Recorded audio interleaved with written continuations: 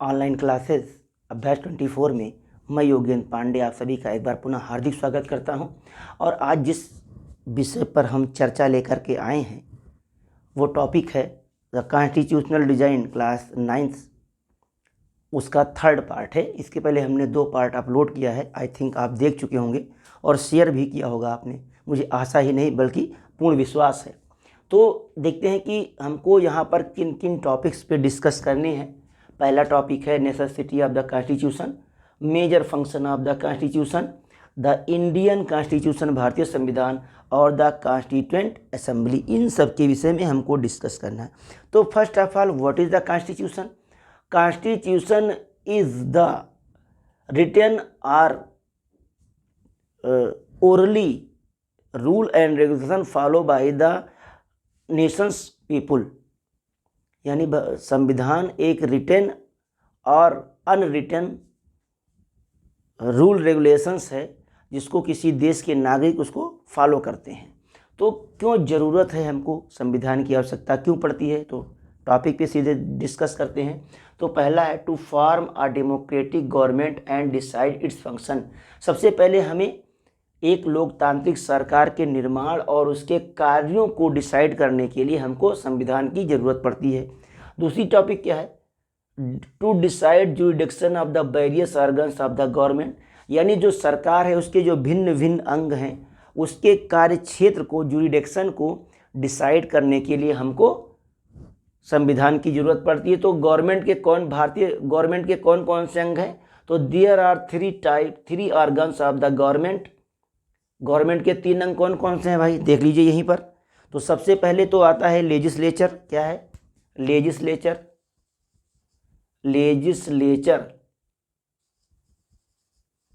दूसरा है एग्जीक्यूटिव और तीसरा है judiciary. There are 3 main organs of any government और Indian governments, legislature, executive and judiciary. इन तीनों के अलग अलग क्राइटेरिया हैं, सबके अलग अलग अधिकार क्षेत्र हैं और इन अधिकार क्षेत्रों को ही डिसाइड करने के लिए हमने किस चीज़ को हमें ज़रूरत पड़ती है? तो हमें ज़रूरत पड़ती है कॉन्स्टिट्यूशन की। तीसरा पॉइंट क्या है? To prevent the government for misusing its power. यानी गवर्नमेंट के अधिकारों को मिसयूज, गवर्नमेंट अपने अधिकारों को ना करने पाए, इसीलिए हमको कॉन्स्टिट्यूशन की रिक्वायरमेंट पड़ती है। यानी गवर्नमेंट पावर का मिसयूज ना करे, इसलिए हमको कॉन्स्टिट्यूशन की रिक्वायरमेंट पड़ती है। To secure the rights of the citizen. जो नागरिक हैं उनके अधिकारों की सुरक्षा के लिए, संरक्षित करने के लिए हमको सिटीजन की आवश्यकता पड़ती है। तो how many fundamental rights given by the Indian constitution to in the Indian people? How many fundamental rights given the Indian people by the Indian Constitution? Write down in comment box। यानी भारतीय संविधान द्वारा भारत के लोगों को कितने प्रकार के फंडामेंटल राइट्स दिए गए हैं उसको आपको कमेंट बॉक्स में लिखना है।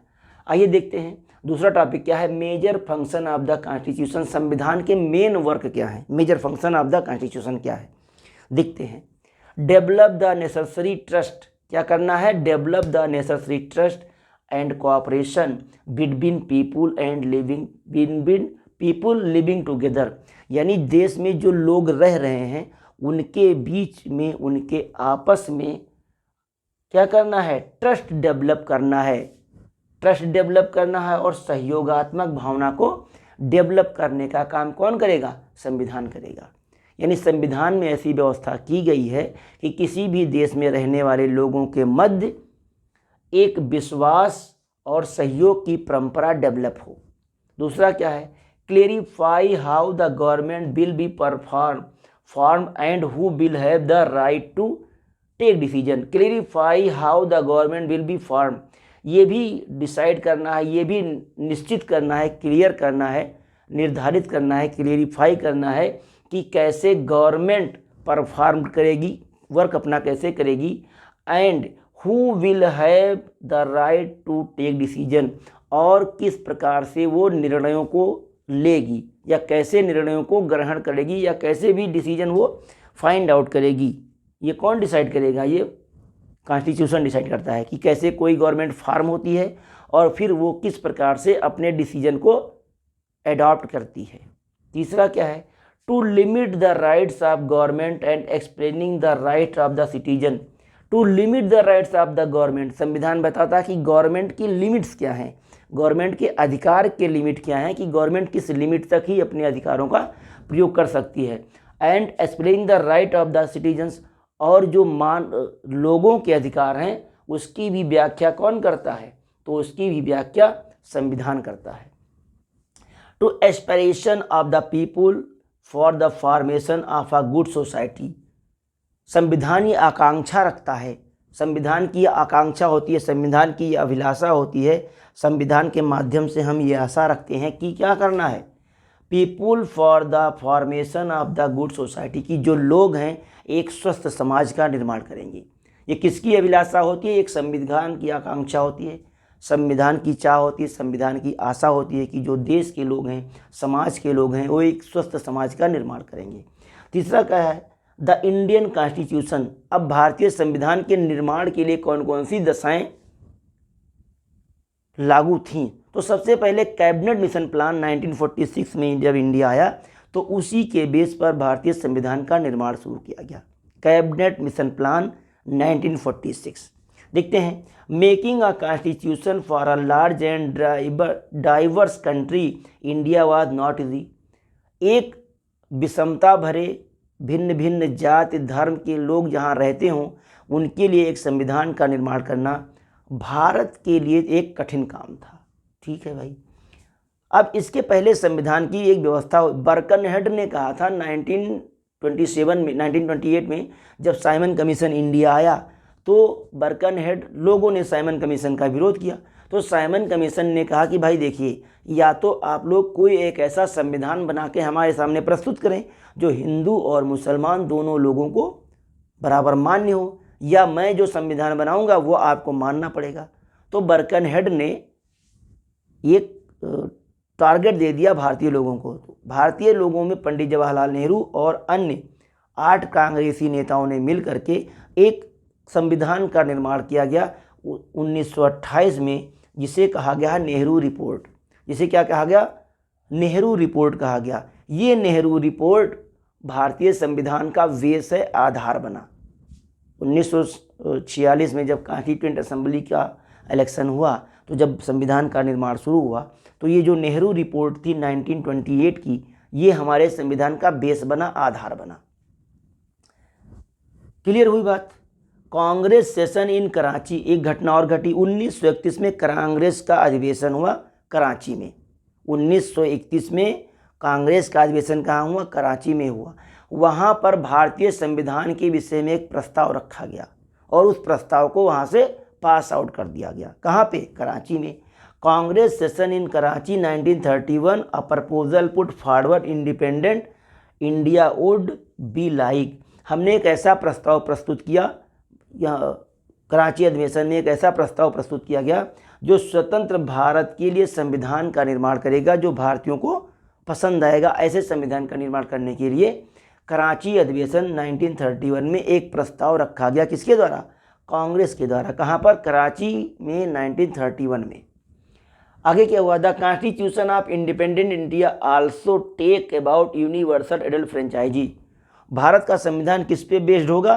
तो सबसे पहली बात, the constitution of independent India also talk about universal adult franchise. अब भारतीय संविधान में किन किन चीज़ों की चर्चा की गई उसके विषय में हम देखें। तो सबसे पहले किस पर चर्चा की गई भाई? कि वयस्क मताधिकार होना चाहिए। यूनिवर्सल एडल्ट फ्रेंचाइजी, वयस्क मताधिकार, यानी जितने भी लोग 21 वर्ष से ऊपर हैं, अभी 18 वर्ष का, इससे पहले 21 वर्ष ही था, तो जितने भी लोग वयस्क हो चुके हैं वो सब वोट करेंगे।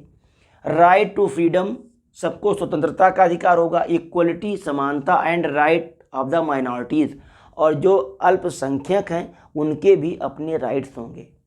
क्लियर हुई बात? अल्पसंख्यक का मतलब जो बहुसंख्यक से कम है।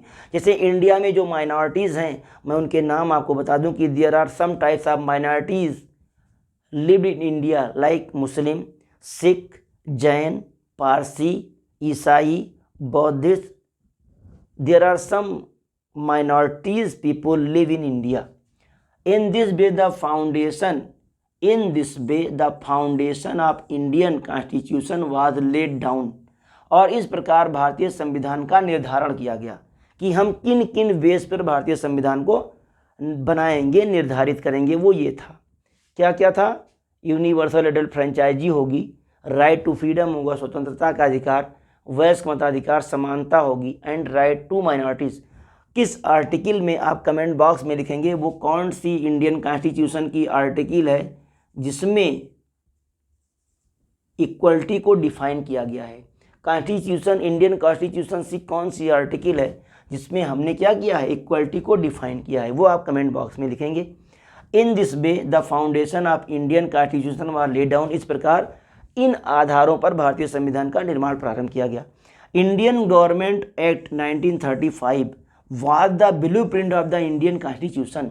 आप समझो कि जो भारत का संविधान बना है ना, अंग्रेजों के द्वारा लाया गया 1935 भारत सरकार अधिनियम ही भारतीय संविधान का बेस है, आधार है, मुख्य आधार है। एक 1935 इंडियन गवर्नमेंट एक्ट और दूसरा नेहरू रिपोर्ट। इन्हीं 1928 का ये नेहरू रिपोर्ट और 1935 का भारत सरकार अधिनियम, इन दोनों को हम कहते हैं ब्लूप्रिंट, यानी फोटो कापी। किसका? भारतीय संविधान की फोटो कापी क्या है? भारत सरकार अधिनियम 1935 और नेहरू रिपोर्ट और नेहरू रिपोर्ट 1928। ये दो बेस हैं किसके? इंडियन कॉन्स्टिट्यूशन के। अब इंडियन कॉन्स्टिट्यूशन का निर्माण कैसे होगा, इसके लिए 1946 में जो कैबिनेट मिशन प्लान आया उसके अकॉर्डिंग ये व्यवस्था की गई कि एक कॉन्स्टिट्यूएंट असेंबली का निर्माण किया जाएगा जिसका चयन पब्लिक रिप्रेजेंटेटिव्स करेंगे। यानी जो कॉन्स्टिट्यूएंट असेंबली के मेंबर होंगे उसका सिलेक्शन कौन करेंगे? जो पब्लिक रिप्रेजेंटेटिव होंगे वो इसका सिलेक्शन करेंगे। आपसे एक क्वेश्चन ये बनता है, आपको इस क्वेश्चन का जवाब देना है कि जो कैबिनेट मिशन प्लान इंडिया में आया उसके मेंबर कौन? 3 लोग थे, कौन कौन थे? यानी जो कैबिनेट मिशन प्लान जो इंडिया में आया, कैबिनेट मिशन प्लान जो इंडिया में आया उसके मेंबर 3 मेंबर थे। उन तीनों मेंबर के आपको नाम बताने हैं। उसमें तो एक व्यक्ति ऐसा भी था,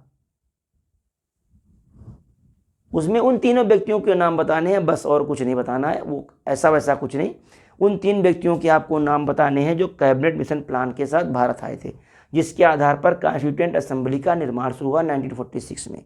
अब देखते हैं व्हाट इज कॉन्स्टिट्यूएंट असेंबली। संविधान सभा क्या है भाई?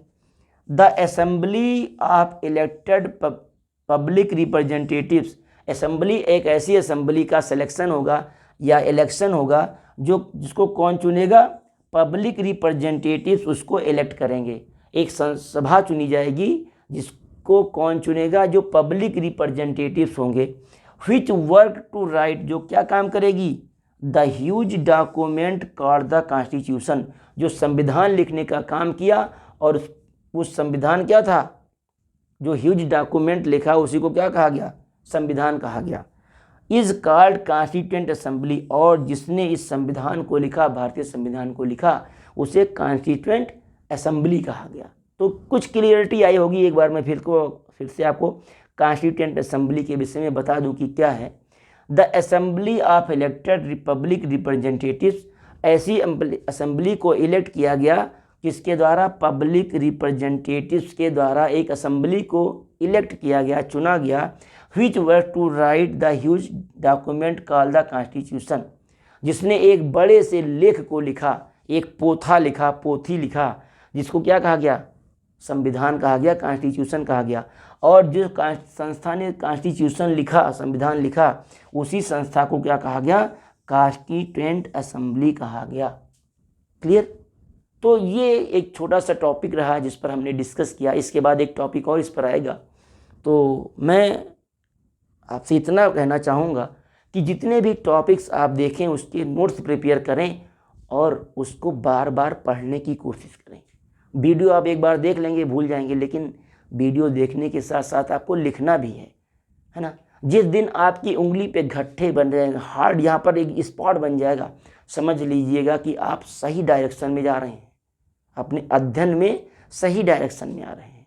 तो इस आशा और पूर्ण विश्वास के साथ कि आप अपने प्रति ईमानदार रहेंगे, आप क्या रहेंगे, अपने प्रति ईमानदार रहेंगे। तो वंस अगेन एक बार पुनः आप सभी को बहुत बहुत धन्यवाद।